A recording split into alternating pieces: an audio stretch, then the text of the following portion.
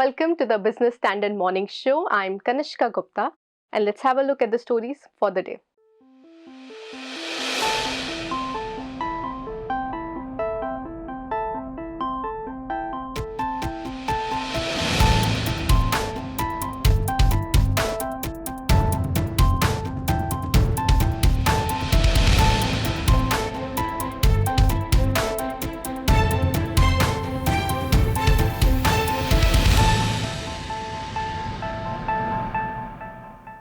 This is GE Vernova, helping generate and move the energy that will change the world. Welcome to a new era of energy. In the run-up to the last full budget before the ruling BJP faces the general elections in 2024, India's leading business leaders and representatives from industry bodies have given a set of suggestions to Union Finance Minister Nirmala Sitharaman. One of the key demands is the rationalization of personal income tax rates. So why is India Inc. so keen on relieving the little guy's pockets? Let's find out.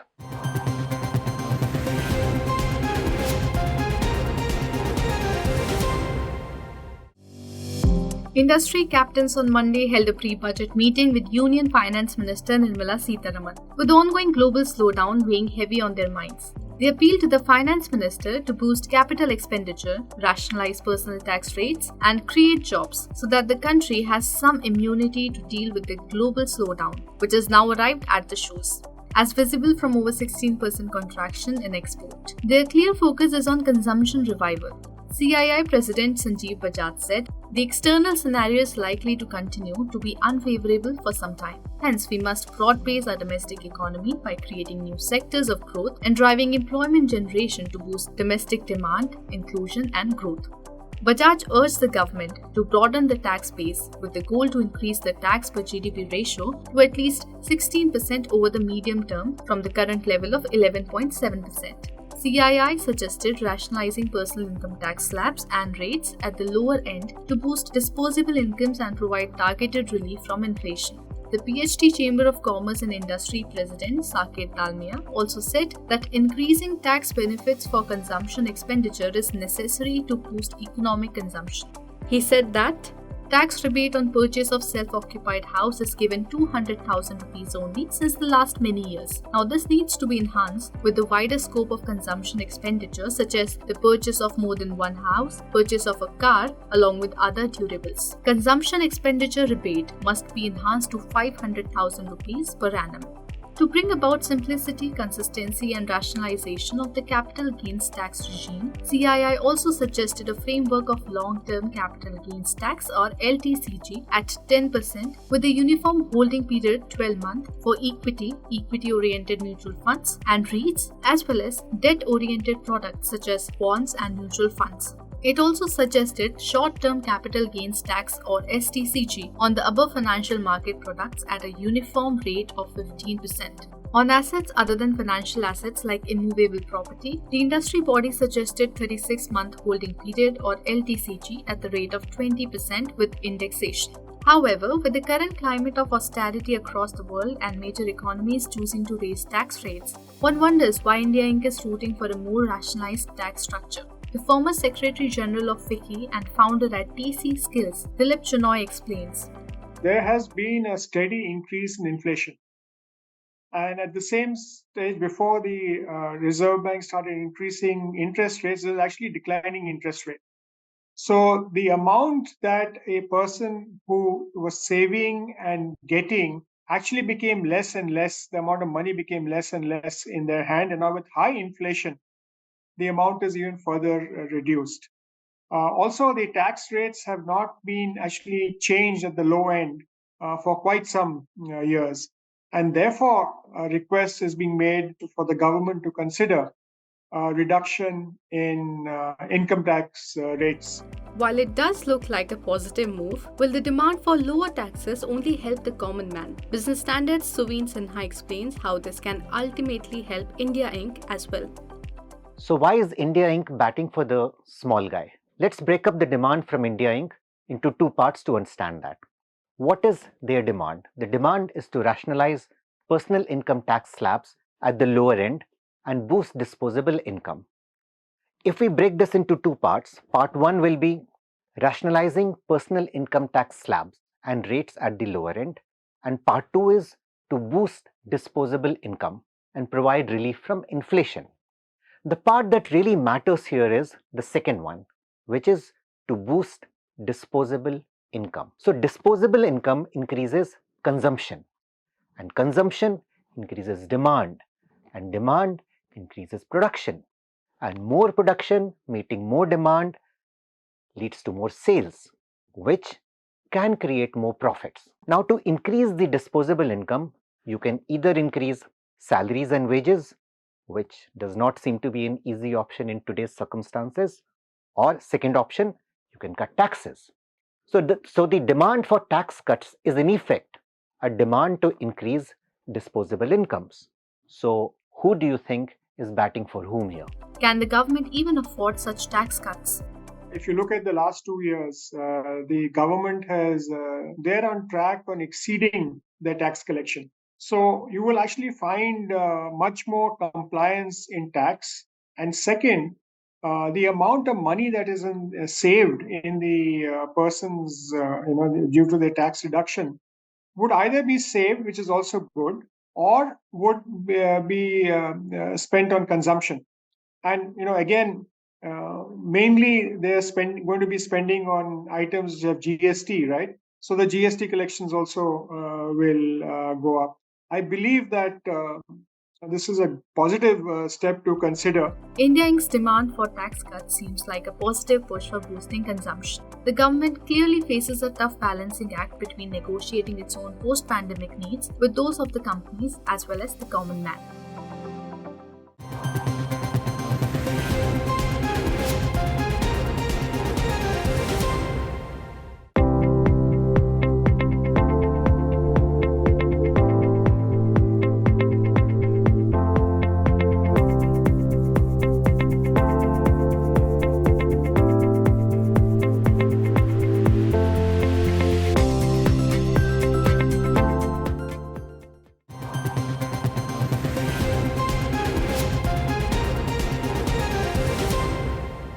India is also one of the world's fastest growing video streaming markets. Over 80 OTT platforms are jostling for viewers' attention here. But as they say, content is the king. While several big budget shows like Marco Polo failed to make a mark, some budget shows like Panchayat and Delhi Crime won the audience heart. So what makes some stories click instantly with viewers? And how can the Indian OTT platforms achieve consistency of content? Our next report tells.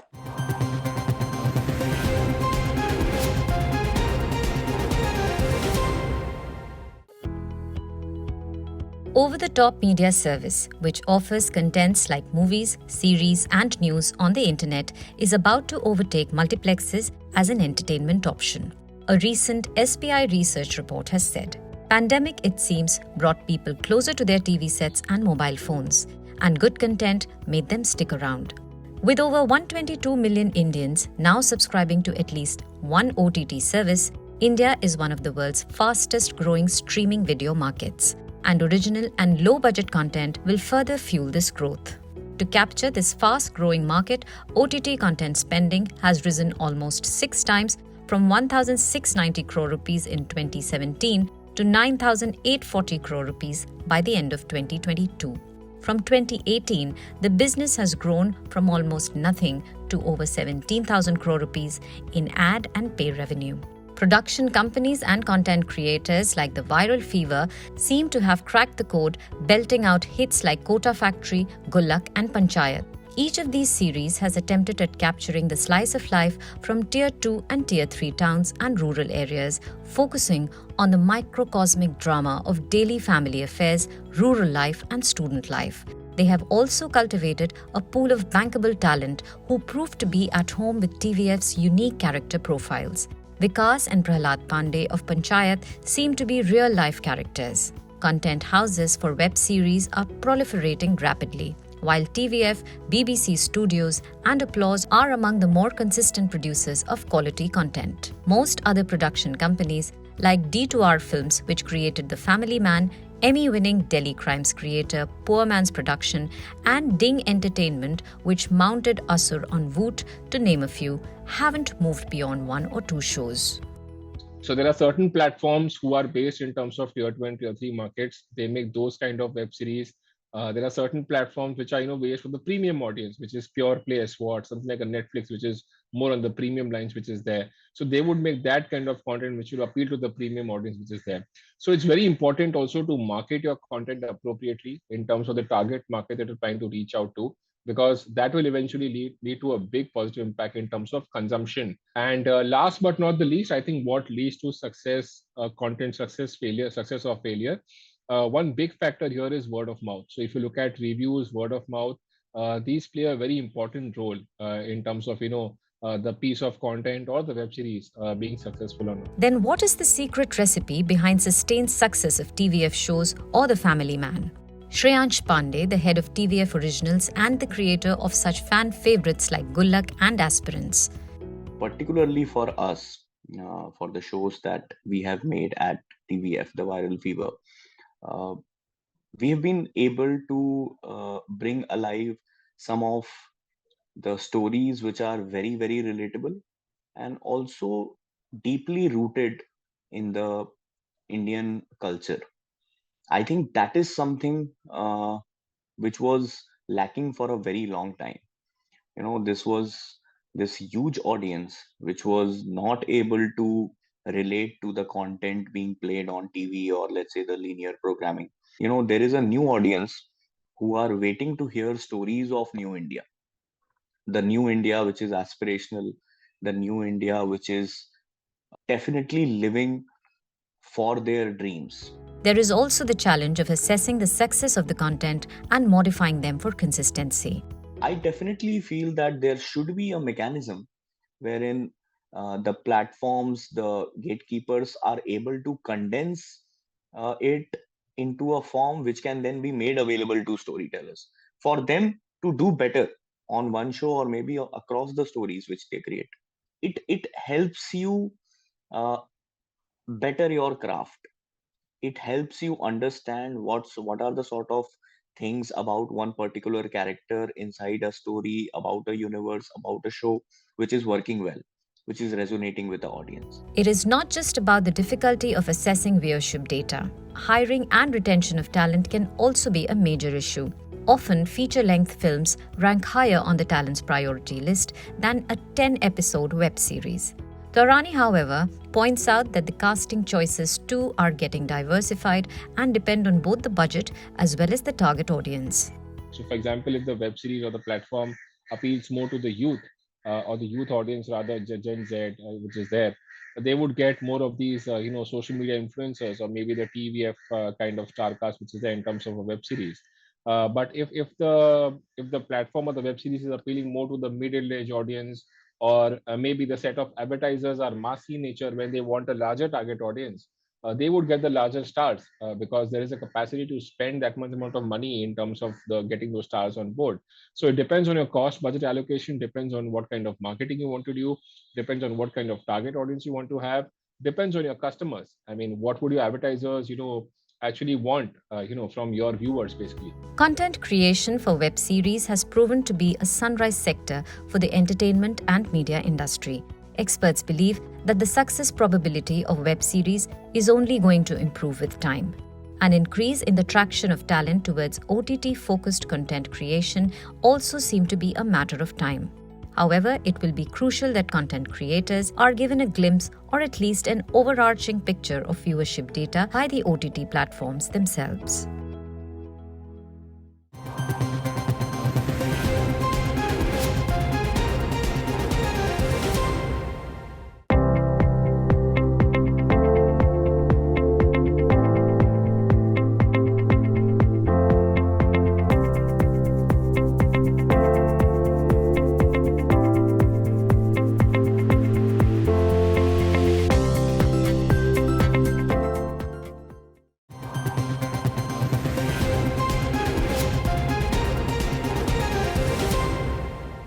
Netflix had pulled out of Russia in protest against its invasion of Ukraine in April this year. Meanwhile, For Moscow, it has not been as easy sailing as it must have thought in the beginning. The chances of this deadlock giving way to some kind of truce is offering some hope to the world financial markets. Recent corrections in crude oil prices and soft inflation data in the US are also giving Wall Street some space to breathe. So, global equity markets are now looking to make up for their underperformance of the past few months. But analysts caution that rally in the Indian markets could take a backseat in the remaining part of 2022. Our next report tells more.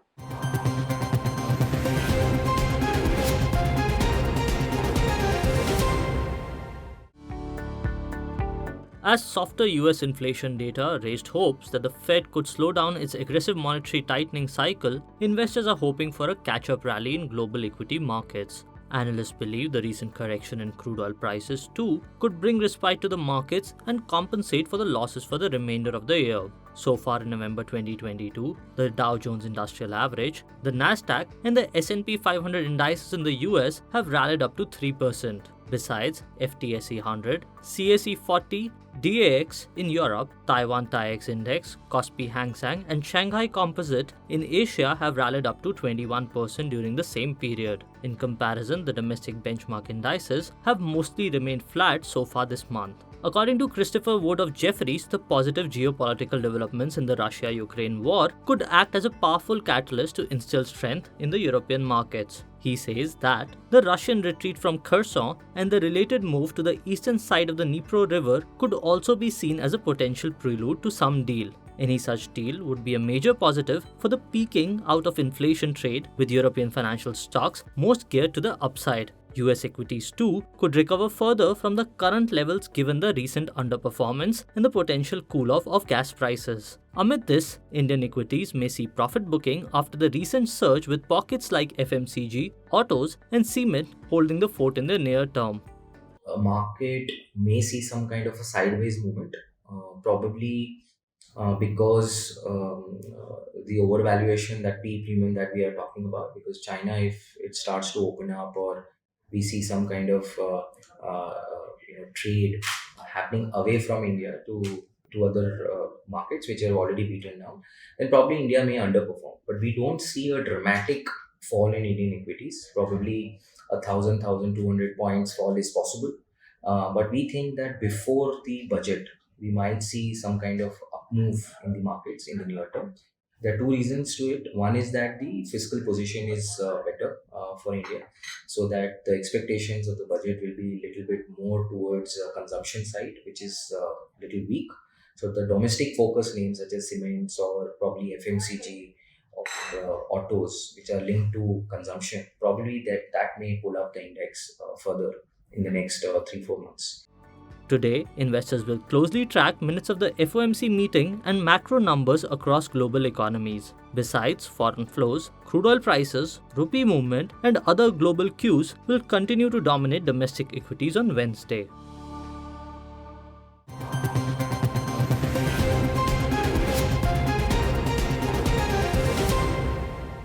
A country's demography is closely linked to its economy. If used efficiently, it can be a key factor in driving its growth. But if not, it can be a burden on its resources. The world population reached the 8 billion mark last week, and India is set to take over China as the world's most populous country in a few months from now. Let's find out how India's share in the world population has changed since 1950.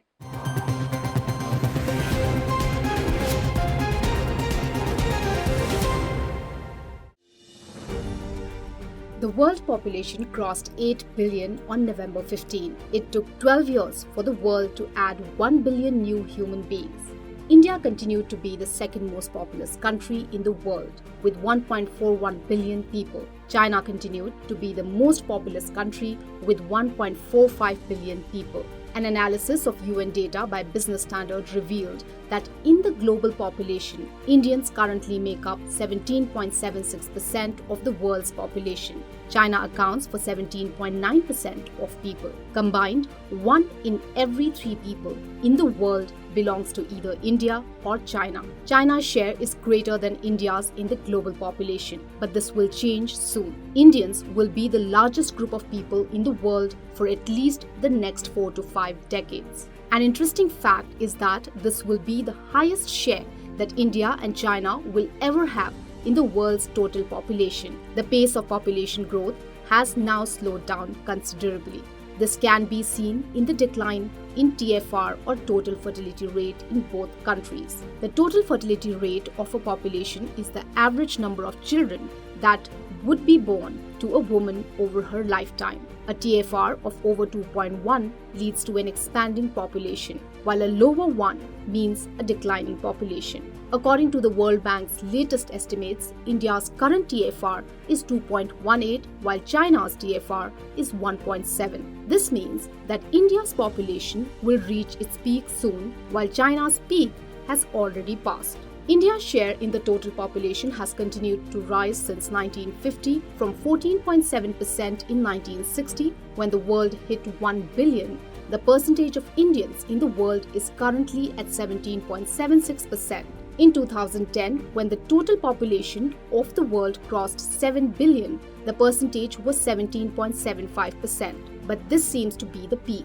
In 2037, when the world population is projected to hit 9 billion, India's share would fall marginally to 17.61%, and in 2058, its share would be 16.9%. The data reveals that ever since the world population hit 4 billion in 1974, China's share in the total population has been falling. From 22.5% then, it has fallen to 17.9% in 2022. When the world population hits 9 and 10 billion in 2037 and 2058 respectively, China's share will fall to 15.4 and 12.2%. The fall in China's share will be steeper than India's share, mainly because of a larger old population in the country. The population growth is now expected to shift majorly to African countries. According to a report by the UN, the new billion will come from India, Pakistan, Egypt, Congo, Ethiopia, Nigeria, Philippines, and Tanzania.